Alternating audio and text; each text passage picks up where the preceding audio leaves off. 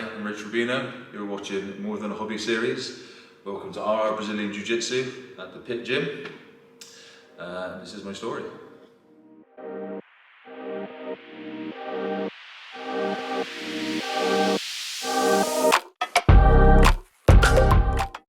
When and what inspired you to start Jiu-Jitsu? So I used to train at a gym in Bristol. It's called, I forget the name of the gym. Anyway, Trojan Free Fighters used to do the MMA classes in there. And Italo, a guy called Italo Nunes, I think his name was, taught the Jiu-Jitsu. And I lived with a guy called Rob, who trains here now. He's one of my blue belts. He was like real big into the UFC. He made me watch Damian Maia, Anderson Silva. That was my first ever UFC fight. I watched the whole card. So I got a little bit interested in MMA, and I was kept walking past the MMA room when I was training in the gym, and looked in. One day I'm like, I'm gonna try the MMA. And I just really enjoyed the ground game of it. And the jiu-jitsu class would come in after the MMA class, and they'd all come in their gis with their belts, and they'd line up like they did. And I did kickboxing as a kid, so I was kind of used to the gi situation and the belts. It felt like quite familiar. And so I'd stay after the MMA and watch the jiu-jitsu for a while, and then Italo left, so the jiu-jitsu program wasn't so good at that MMA place. It was very MMA specific. So I just did some research, found the best jiu-jitsu place in Bristol. It was with Pedro Bessa. There was only 2 places at the time in Bristol that offered proper gi Brazilian jiu-jitsu. Pedro was the best guy by a long way. So yeah, I went to train with him. That was a different experience. When you're doing jiu-jitsu with the MMA guys, I was a lot bigger at the time. I was like 120 kilos. And I was doing jiu-jitsu with the MMA guys and got on okay, wasn't getting tapped all the time. I was like, I'm pretty good. I went to the proper jiu-jitsu gym and the guys were all small. I was 120 kilos. And I was like, this is gonna be easy. This will be all right. And obviously, you know what happened. Everyone tied me up, but they were so nice about it. You keep doing this, you keep doing that. And that was it. That was the start of it. Amazing. How old were you when you started? I was 23, or 24. Started quite late, really. 23, 24. How long did it take for you to get your black belt? I think 8 years. So I got my black belt 2019 from Pedro. 8 years. What kind of age now? Really? 36, yeah. It would have been quicker. The time it takes doesn't matter, but I was a typical white belt, blue belt, training for twice in a week and then miss a week and then train once and then miss 2 weeks and then get an injury. Because I was still trying to do bodybuilding workouts, which I don't think work well with training jiu-jitsu. So I was always straining my pec, my bicep, my shoulder. And the typical white belt, just trying to be too strong all the time and giving myself problems, giving myself injuries. So until I'd been blue belt, I got my blue belt after a year. And then I really wasn't a very good blue belt student for the first 2 years. And then one of the guys at Pedro's, Matrix, I think he was one of Pedro's first black belts, he's amazing. He forced me to do some competitions, forced me, against my will. And I did really well, 4 comps on the banks I won, and then got my purple, and then I started to be a good student and started taking it seriously 4 or 5 times a week, every week. So that's when it really started. So my first 3-4 years of jiu-jitsu really wasn't wasn't a model student, so it was very hit and miss. So you became really passionate about sport, would you say, from blue belt onwards? Just as I got my purple. That's when I was So when I first started jiu-jitsu, I thought purple belt was as high as you could go. Right? So yeah, back then there was Pedro was a black belt, yeah, and he had a guy over Leopoldo from Brazil who was a black belt, and there was maybe 2 purple belts, maybe 3, loads of whites and loads of blues. So when I first started, there was no English black belts to think, I can get to black belt. All the best guys were purple belts. So I'm like, purple belt is probably about as good as you can get if you're not from Brazil. So obviously he was wrong. And then obviously longer trained, and more of those purple belts got their brown, got their blacks, and then, so yeah, when I got to purple belt, I think that's the belt where you should really start to understand jiu-jitsu and develop a bit of a game. So yeah, that's when I decided to take it more seriously. And I started enjoying it more as well. It's not just, yeah. When did you start coaching?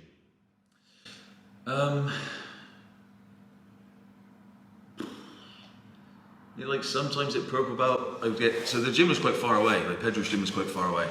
So you want to make the most of the night. So I'd get there for the beginners classes, even when I got to purple belt or whatever. I'd get to the beginners classes, and if it was real busy, sometimes Pedro would ask, can you just help the new person? every time a new person comes to the gym, Pedro gets someone to do like do the lines, do shrimps, do reverse shrimps, do crocodile crawls, all these things. So if you want to do any, or like if Pedro wants you to help, that's what he'll make you do first. Yeah, okay, help the new person shrimp, help them do guard recoveries, help them do these things, and then I just turn up to be a student, and then sometimes Pedro would say, oh, can you just, it's really busy, can you just help these two over here or whatever. And then kept doing that into brown belt. Just like helped when I was asked to help, and then pretty much as soon as I got my black belt, the guy that owns the gym that I teach at now, he got in touch with Pedro and asked Pedro to teach at his gym. Obviously Pedro had his own gym to teach at. He said, look, I've got a black belt over your side of town, I'll ask him if he wants to do it. And then because I'd had that little bit of experience and exposure to teaching with Pedro previously, Pedro was happy for me to like run my own academy or whatever. So yeah, it wasn't like a conscious decision to, I want to be a jiu-jitsu teacher. I just love jiu-jitsu, and if I was asked to help, I would help, because it's like a privilege to be like, for my instructor to ask me, oh, can you help with these guys? It's a privilege to think, oh, he thinks I'm good enough to explain something to someone, you know? So it wasn't like conscious decision, I want to be have my own academy or anything. It just kind of happened like organically. What do you have to offer here in terms of timetable? Yeah, I think it's quite a comprehensive timetable. We do a mix of gi and no gi. So we have a beginners and an intermediate class on a Monday, 6 o'clock, 7 o'clock, and then we spar at 8 o'clock. Tuesday we have, it's like, I call it like a bridging class. It's like an all levels class. So it's an hour and 15-minute class. We do maybe 45 minutes of technique that we perhaps review from Monday, and then maybe add one on, and then some specific sparring, which I think is really good for white belts and maybe new blue belts, that some of the guys that may be a little bit more nervous to go into open mats will do a lot of the sparring at the end of the night, just sparring from specific positions. I think it's a really good way to go from beginners to the intermediate class. You just get that bit of sparring exposure. Wednesday we do no-gi, which I don't teach. I get my brown belt Mark about to teach. He does a really good job with the no-gi program. Thursday, it's the same as Monday, 6 o'clock, 7 o'clock, beginners and intermediate and advanced class. We spar at 8 o'clock. And Friday morning we have no-gi open mat, which Mark comes and like, supervises as well. Mm-hmm. Sunday the open mat. I'm really lucky on a Sunday, 8 o'clock. All my black belt, brown belt friends, guys from I used to train with at Pedro's, and guys from other academies, they come at 8 o'clock. We do like a real hard hour, and then the rest of the guys in the academy come at 9, and everybody mixes with everybody, the whites, blues, purples, whatever. So teams, like members wise, I don't know, maybe 60, we usually have like 20, 25 per class, which for the size of the gym is good. Like it's about as good as, it's about as busy as it can be, without everyone being too close together. Competition guys, we've probably got, it's hard to say, probably like half a dozen guys that compete really consistently, and then like more than that will do like the local comps, but haven't quite got the confidence or experience yet to travel and do some of the bigger ones further away. But yeah, like we're building it. So the gym's only been here 3.5 years, it's still quite a young gym, and 18 months of that was very hit and miss with lockdowns and restrictions and whatever, unfortunately. So we've only been going probably like a few years really consistently. So the size of the team we've built and some of the success we've had in competitions for such a young gym, I'm really happy with. I think the guys have done really, really well. As head coach, what have you seen impact-wise, mentally and physically, has Jiu-Jitsu had on your customers, would you say? Your members? Yeah, when you see them as customers, like I don't see them as customers, but like teammates. It's interesting. Yeah, it's a really interesting question, because I've never seen them as like members or customers, or obviously they pay to be taught. But for me, we're just teammates, and in this situation, this gym, I'm head of the team. So I just pass on my experience to them. Mentally, it's interesting. So what I wasn't prepared for when I started coaching, I thought it was just I'm going to teach jiu-jitsu, you guys will get better at jiu-jitsu, and that's it. But it didn't. It's quite quickly I started to realise that people see it as a lot more than that, and you start getting texts. Oh, thanks very much for tonight, it really helped with this situation. I'm going through this situation at home, and coming to jiu-jitsu really helps me, we deal with this, and da-da-da-da-da. And these things, and I was like, oh man, I got much more responsibility than I thought I was going to have on like how I affect people's lives. And that's not what I signed up for, it's not really what I thought was going to happen. But I guess it makes sense, because I remember how I feel when I was a white belt, blue belt, whatever. Sometimes you're having a bad day, you go to jiu-jitsu, your day gets much better, or in these things, and So yeah, I think if you can just build like a positive training environment and try and like lead from the front a little bit, not trying to be a role model or influence or anything, but I think if you can just I'm not going to be like a do as I say, not as I do person. I always try and do what I tell them to do, whether it's with competing or whether it's with how I act on the mat or whether it's the attitude I take onto the mat, whatever. I try and set an example. You have to ask them if I do or not. But yeah, like physically, obviously, it's good for everybody, and mentally, yes, I think jiu-jitsu helps people a lot. So I need to be really conscious of that when I'm teaching and how I interact with people, because you don't know what someone's been through in a day and things like that. And that's like growing on me. So I need to get better at those. There's loads of things I need to get better at still as a practitioner and a teacher. There's no like handbook on how to be a perfect jiu-jitsu coach or how to lead an academy. I know that I've made mistakes, and I'm sure I still make mistakes now with people, with like how I interact with them on a one-to-one, or some things I teach. I make lots of mistakes. So but something I'm conscious of a lot at the moment is how I might affect people on a day-to-day basis with how I maybe talk to them in class and things like that, whether I'm giving them enough praise or they're not critical enough of them, or just check up on somebody that hasn't been training for a little while. Was everything okay? I've been training, things like that. So it's hard to know. It's hard to know where the line is. Like, am I checking up on someone, seeing if they're okay, or do they think I'm hassling them because they've not been to training? Like, I got to think about how they perceive it, not just what my intention is. It's hard. That's the hard bit. No doubt. That leads nicely into like, what would your advice be as a business owner yourself as well, for anyone wanting to start their own gym and become a head coach? I think that's a really hard question. I think do it for the love of jiu-jitsu and do it for like the love of the martial art, not for money. So I think that I've certainly seen, so that's how the gym I like grew up doing jiu-jitsu in with Pedro. I never felt like it was money driven. I didn't feel like Pedro was money orientated. I felt like he just went there, taught jiu-jitsu because he loves jiu-jitsu, and the money and the business was like a byproduct of just him being amazing at jiu-jitsu. So I think that the gyms that open now, maybe some of the franchisee type gyms, is very money driven, and you know the belts are given on attendance and things like that because they want to keep people coming. But that's not how it was done with us. Like Pedro did it, how it was done to him in Brazil, and you get it as a meritocracy. You get your belt when you deserve the belt. It doesn't matter how many privates you have, how much your membership is, what you spend. You get it when you deserve it. To keep to the the true like essence of jiu-jitsu, if you want to call it that. So I've just tried to replicate what Pedro did to make me love jiu-jitsu. I tried to replicate here, and I think if you're doing the if you want to call it a job, if you're doing if you're doing the profession, I've loved the sport and just wanting to get better at jiu-jitsu and trying to make other people love jiu-jitsu, I think that's a better approach to taking than just like, okay, how much money can I make out of it? Because I think that it dilutes the quality of the jiu-jitsu a lot when it's money driven and not passion driven. That's my opinion on it. But I'm also in a situation where jiu-jitsu is not my main source of income as well, so I've got to factor that in. I have other businesses, jiu-jitsu's part of that, but I know I'd much rather be doing jiu-jitsu than anything else. So yeah, I just think you've got to be good enough to teach. Don't I know there's some maybe blue belts, purple belts that are really good.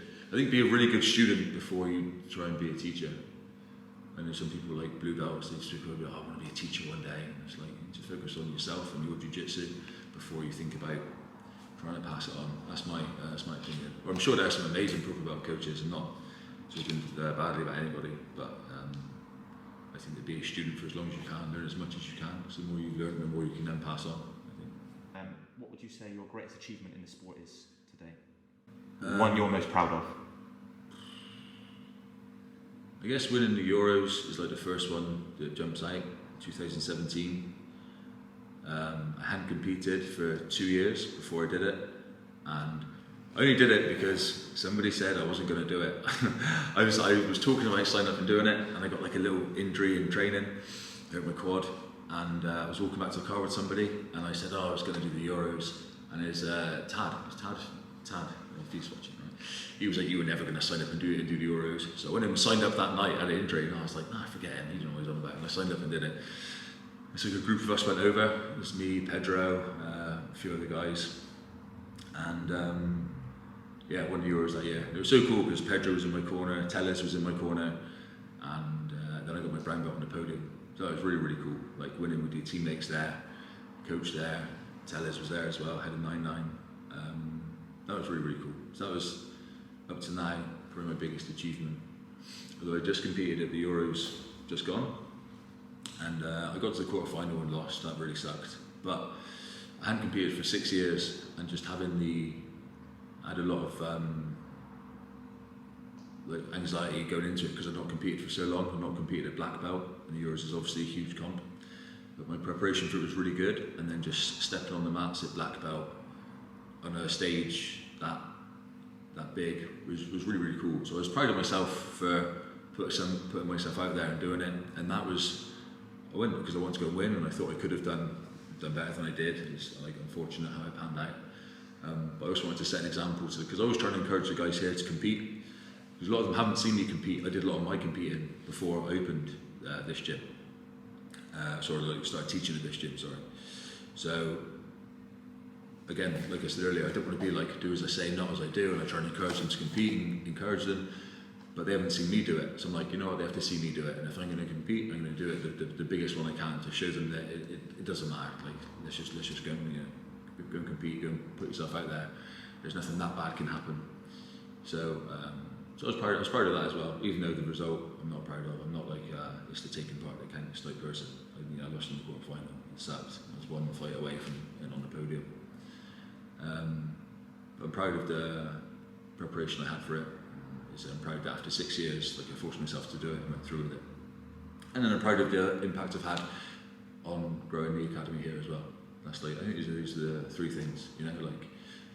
I don't think you start jiu-jitsu wanting to own your own academy, and so when that happens, it's like a real moment. Like, I've gone through the whole thing, white belt to black belt, and I've got my own thing. I'm in the place where my professor was when I first started, and that's real cool to look back on as well. So, and I guess the people you bring up, there's a lot actually. The people you bring up as well, when you see my students, when I see them compete and win and how happy they are, not just the ones that win, everyone, when you see them compete, it's amazing. They've put themselves out there. When you see you got a few people that are doing really, really well, I'm really proud of that, because they do all the work themselves. They turn up to train, they do the diet, they do the physical training as well.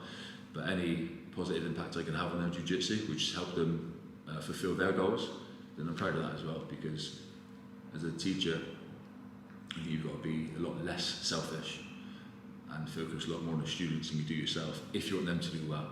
Like, it's my goal to get people to outperform what I've done. So if I can get other people to win Euros or win Worlds or whatever I can help get them to achieve, that's amazing. Like, you want everyone to take a step above what you did, and hopefully they have students one day and they can go above that.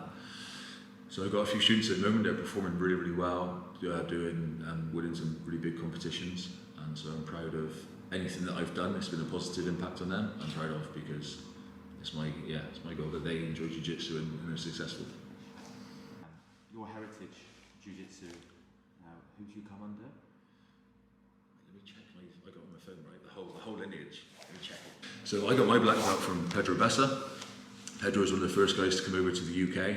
He's definitely the first guy in Bristol. He was part of the TT team, so Tellez and Terere, which are like super famous gym in jiu-jitsu. A lot of the top guys now come from them. So I think officially Pedro got his black belt from Tellez. He got his black belt from Fabio Crugel. He got his from Cavalcante. So it's I think it's a very strong lineage. I'm really proud of where my black belt came from, because like I said, Pedro got us to do things a little bit old school way, like they do in Brazil. So yeah, we did it the hard way, I think, and I'm proud of that. So amazing. It's from the TT team, like I said, it's so famous. That's why the logo is that I've tried to not copy, but I want to pay respect to where I came from. So they had the TT, the yin yang thing, so I want to do the same with my logo. It's just out of respect for the lineage, not for no other reason. Going back to what I said earlier, like, attendance-based belts are not a good idea. I don't think. I've been places. I'm really fortunate wherever I go on holiday, I'll go and find a jiu-jitsu gym, send them a message first. You're happy for me to come train. Everyone in the world's been real welcoming. Yeah, please come. Like, you're welcome anytime. Blah blah blah. And yeah, I'm surprised at some of the places that have done, like, you see them do their attendance cards before. It's really shocked me. But yeah, I think it's a good idea, because you want to keep the quality as high as possible. It's not just, you don't want to be like a muck dojo, you don't just want to be conveyor belt on our black belts. I think it should be you should feel like a real honour, like a real achievement to get it, and it should be done the hard way. You shouldn't have to look at your attendance card, well, 8 more classes and I get my stripe, and then 12 more classes and I get my da-da-da. I wouldn't get any satisfaction out of that, personally. But, you know, I guess everyone's different. I'm not judging anybody else's gym or business model or whatever. Yeah, you know when you've got a legit black belt and when you don't. Yeah, I guess people can judge. I guess the sad thing is when people don't know any better. Let's say you're brand new, you go and find a gym, you think a black belt is a black belt, and they're all the same, and they're not. So that's why I did my due diligence. Like I said, when I was researching gyms in Bristol, there was 2. I'm not going to say what the other gym was, but then there was Pedro Bessa, and I looked at him, some of his footage on YouTube and these things. I'm like, this guy's incredible. Like, I want to train with him. He's obviously the best guy. And so yeah, if everyone did their due diligence like that, I think that it would keep the standard much higher as well. Sure. Where can people find you online or on social media? I'm not very good with social media. There's RR_Brazilian Jiu-Jitsu is the academy page. My personal page is Rich_Rubino_, and then there's the Pit Gym, which is the gym that I teach out of. They deal with all the timetable, membership inquiries, and their handle, I should know, just the.pit.gym. It's in Bridgeyate in Bristol, so I teach out of there. They deal with all the membership inquiries and things like that. It's a nice facility. We've got plenty of mat space. We've got, like I said, the timetable earlier. We cater for beginners, for intermediate and advanced. We have black belt, brown belt sessions. For a gym this size, I think we've got a really high quality of member and teaching quality. So yeah, that's where to find us. Amazing. Last question I can think of, and then if I have missed out any, please let me know. Any future goals within the sport for yourself, whether that's competing or coaching? Not going to tell me. No, I don't know. I don't so. Last 3.5 years, it's all been about trying to become a better teacher, and it's hard to quantify that. I can't set a goal like become 5% better, or it's impossible to quantify, isn't it? So one of my goals for this year was to compete, was to sign up and not get injured and compete. That's some issues I've had the last few years. I want to compete. I've got some injuries. I did that at the start of this year, but like I said, wasn't the result I wanted. So I'm hoping to compete again this year, one of the big IBJJF events. It's just finding one with enough people in my division to make it worth the trip. Other than that, just keep growing the academy here, keep passing on jiu-jitsu, trying to make people enjoy the jiu-jitsu as much as possible. So unfortunately, there's nothing that tangible or quantifiable, but it's more from my personal my personal development. Not development, my personal. And I'll see when the gym's getting bigger. I'll see when people are getting better. Hopefully, I can see the enjoyment of the people that come here. And like I said, the quality that we can raise here. But yeah, that's my main jiu-jitsu goal. Is just to keep trying to pass on to as many people as I can, make it as popular here as possible. If I get to compete again myself, that's great. But it's finding the balance between running an academy, doing the syllabus, teaching all these things, and trying to get enough of your own training in and being selfish to get your own training in. That's really difficult. That's one of the most difficult things if you want to compete and teach, is the balance between, okay, I need selfish time to drill, but I also need to teach these 25 people that are paying to come here and be taught. So, so my main focus needs to be on everybody else, and I'll try and make time for myself to compete again. So yeah, that's my plans for this year. Amazing.